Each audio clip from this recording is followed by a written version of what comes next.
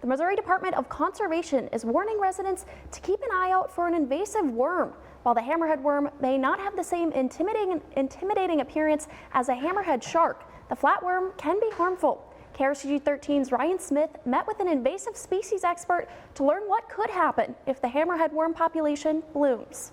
The hammerhead worm was first reported in Springfield, Missouri in 2018, and last month, Missouri Department of Conservation officials took to Facebook to warn residents about the worm when one was spotted at the Lake of the Ozarks. The worms are native to Southeast Asia, Australia, and South America. At first glance, they may seem unremarkable except for the flat head. But Angela Sokolowski, an invasive species coordinator with the Missouri Department of Conservation, says the worms have the potential to wreak havoc on the agricultural ecosystem in the Show Me State.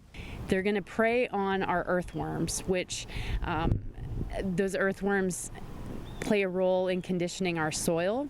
And so if these hammerhead worms start to predate on our earthworms and change their populations, it could change soil, which could alter everything that grows in the soil. It's unclear exactly how the worms got to Missouri. Sokolowski says more than likely they were unintentional passengers. Riding in soil that came with plants that we imported for horticultural use, so landscaping plants or plants for some sort of agricultural use that came with potted soil material, and these worms just happen to be in the soil. Sokolowski says as the temperatures continue to cool off, the worms dig deeper in the soil, making them more difficult to see in the winter and late fall seasons. If you do find one, Sokolowski says you should think twice before handling it. Practice a little caution. These worms kill their prey with a little bit of toxin that they exude from their bodies. And so if folks handle them, that toxin can irritate skin and cause a little rash. The worm can regenerate its limbs when cut off, which is why the Missouri Department of Conservation encourages anyone to find the worm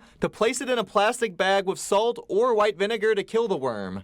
Reporting in Jefferson City, Ryan Smith, KRCG 13.